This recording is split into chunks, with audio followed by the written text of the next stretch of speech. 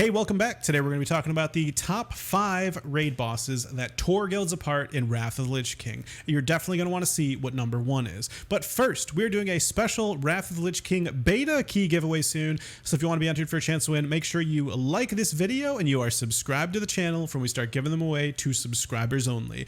Now, coming in at number 5 is the pre-nerf 25-man Mimiron Firefighter achievement. Now, Mimiron is a healing intensive fight against a giant mechanized gnome. Now, don't be fooled by his appearance though. This fight consists of 4 phases where Mimiron uses a different vehicle each phase.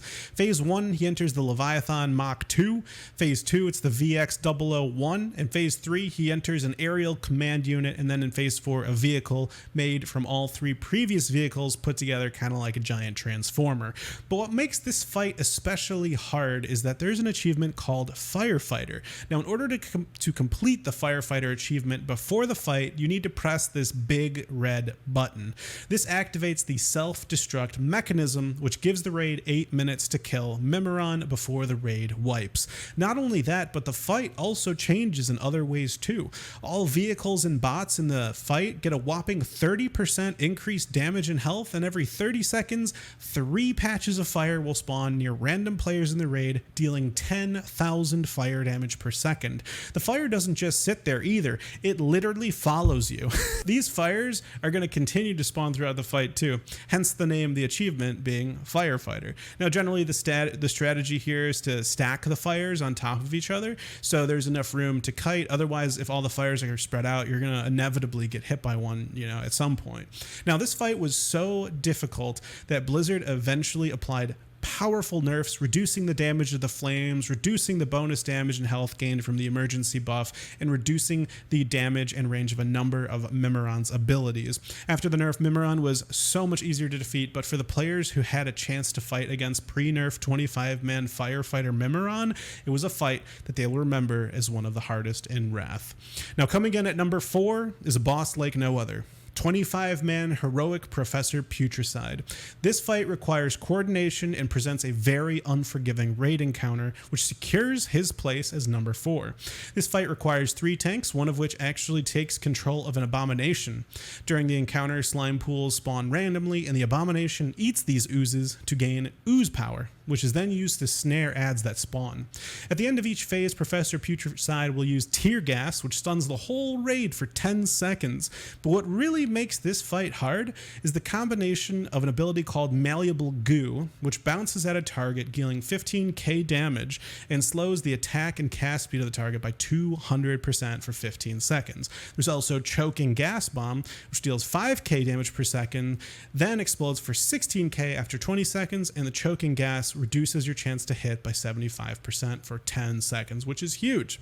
Now, these are the main threatening abilities of the fight. As you can imagine, it does a lot of damage getting hit by these, but also during 25-man heroic, there are some additional mechanics that are super deadly. Now, the main one is Unbound Plague, which increases in damage each second. It will kill a player within 15 seconds of being infected. It will then jump to anyone within 3 yards, placing a debuff called Plague Sickness with each jump, which increases the damage taken of Unbound Plague by 300%, being able to stack an infinite number of times. Now, instead of tear gas to change phases, the Professor debuffs the entire raid with either ooze variable or gas variable. He then will spawn a volatile ooze and a gas cloud, and players may only attack the ooze if they're debuffed with the ooze variable, and can only attack the gas cloud if they are debuffed with the gas variable. Now, I just listed out a bunch of mechanics, right? All these mechanics require players to pay attention to their surroundings, not get hit by his abilities, and not, take all this damage, which will overtax your healers. And then on top of all that, you have to make sure your DPS is good across the board, since your raid is going to be split by either the ooze variable or the gas variable, so you can't really pick up the slack from any underperforming DPS. You can often look in chat and see players looking for more on Professor Putricide because this boss consistently makes players rage quit.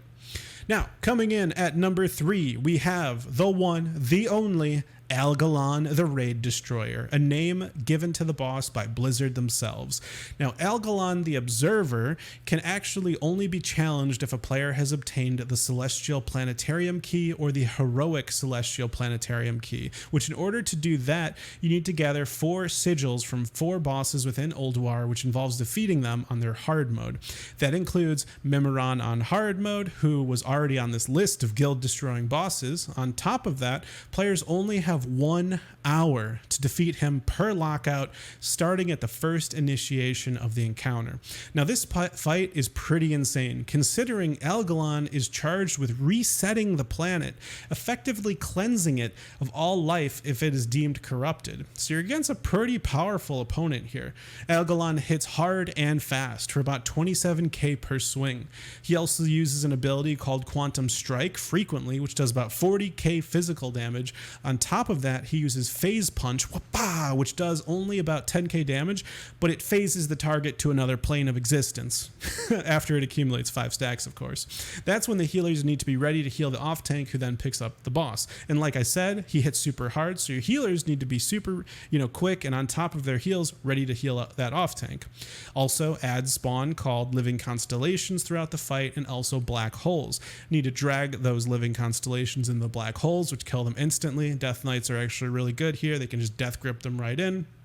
But Algalon also uses an ability called Big Bang, which does 90,000 damage to everyone. As you can imagine, this is going to pretty much kill most players. And in order to avoid this, you have to have everyone run into the black holes except for one guy. And this switches you to another plane of existence by going to these black holes. But if everyone goes through the black holes, then he wipes the entire raid with an ability called Ascend to the Heaven, which does, a small amount of damage, just 700,000 arcane damage. This isn't even all of his mechanics, but it's safe to say that based on this, you can get an idea that this is a very unforgiving fight.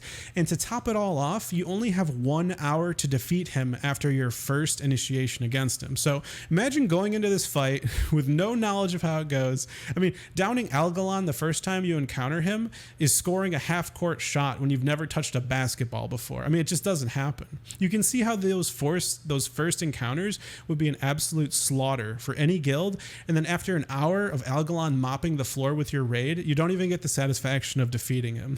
There's always next lockout, right? This is a very demoralizing fight. You can see now how Algalon the Raid Destroyer earned a spot on this list as one of the bosses that tore guilds apart for the difficulty in summoning him and defeating him in 1 hour, along with his very unforgiving mechanics. Now, who can top Algalon the Raid Destroyer in terms of difficulty? Well, none other than the Lich King himself. In Icecrown's Citadel, there is a buff which makes the raid easier called Hellscream's Warsong or Strength of Rin, which grants 30% increased health, healing done, damage absorption, and damage dealt to the raid. Now, the Lich King on 25-man Heroic without this buff is considered one of the hardest raids in Wrath. The Lich King scores a whopping 100 million health, and the encounter is known for being a long and difficult battle for survival. With a ton of different mechanics to remember throughout the fight, and unforgiving abilities like Defile, which is cast on a player and after 2 seconds creates a huge AoE on the ground, growing in size and damage whenever it deals damage, is responsible for many wipes. Because if placed in a bad spot, it is going to cause serious problems for the raid. Not only that, but phase 3 of the heroic version of the encounter involves the entire raid being sucked into Frostmourne, where they need to dodge shadow bombs falling from above, and at the same time they need to destroy the Spirit Warden within 60 seconds or the whole raid dies. Now, if any player dies while inside Frostmourne, Arthas gains plus 200% damage for 15 seconds, which of course could potentially lead to a raid wipe. And as you can see, this is a fight where everyone really needs to know the fight very well and not make any mistakes, because a single player has the ability to make the raid wipe. And there are plenty of opportunities for that to happen, making this fight a fight where every single player needs to play flawlessly, earning it a spot as one of the toughest raids in Wrath of the Lich King. Now, you might be wondering, what raid monster could possibly be harder than the Lich King himself, the namesake of the expansion? There can only be one more infamously difficult than Arthas himself, and that is the beast with 1,000 maws, the prime evil, the god of death, that which must not be named, but more commonly known as Yogsaron, Hope's End. This fight against the old god doesn't need to be fought alone though. 4 Keepers of Ulduar can be activated by talking to each before you start the fight. However, the difficulty of this fight comes from enlisting less keepers, and with the less used, the better the loot drops. The other reason this fight was so hard was because the gear currently available at the time you reached this boss wasn't super powerful. Trial of the Crusader is where there was really a massive spike in power for gear, and if you remember, pretty much made Ulduar gear irrelevant. Now there are 4 achievements that can be achieved when fighting Yogsaron, each one for a different number of keepers helping. Using 3 keepers grants the 3 lights in the darkness achievement, and so on for 2 and 1, and for no keepers the achievement was called Alone in the Darkness, and that is the reason why some people call the no keepers version of the fight against Yogsaron 0 lights, to refer to that achievement. Now, another big reason this fight is so difficult without keepers is because every 10 seconds, Yogsaron spawns Immortal Guardians. These melee for about 25,000 damage a swing against a plate wearer and can only be killed by the keeper Thorim. So that means without any keepers, you're going to have to tank all these Immortal Guardians for the rest of the fight. However, they do deal less damage the lower the health they have, so it's a good idea to damage them down. Now, another reason this fight's super hard is because of a fight mechanic called Sanity. You start the fight with 100 stacks of Sanity, and throughout the fight, you lose it through abilities Yogsaron casts. Upon reaching 0 stacks, you go insane for 60 seconds. Yogsaron will take control of you, increasing your damage by 100% and health by 300%, and when it expires or is dispelled, you die instantly, and you can't be resurrected. It's pretty brutal. Now, the only way to regain sanity is from the keeper Freya, who creates sanity wells. But without Freya, you literally can't get your sanity back. And so you can't let this fight last too long, or the entire raid will fall apart by literally going insane. Now, this 3-phase fight is filled with a ton of raid mechanics, abilities, and overall requires players to be very aware of their surroundings, not to mention your DPS needs to be very good to not wipe to insanity. Now, without fail, the majority of players will attest that Yogsaron No Keepers was the hardest boss ever introduced in Wrath of the Lich King, because with the gear available at the time and the role that the keepers played to help in the fight, doing it without them requires players to perform flawlessly. And to this day, Yogsaron still ends up on most difficult boss lists, even when comparing expansions outside of Wrath of the Lich King.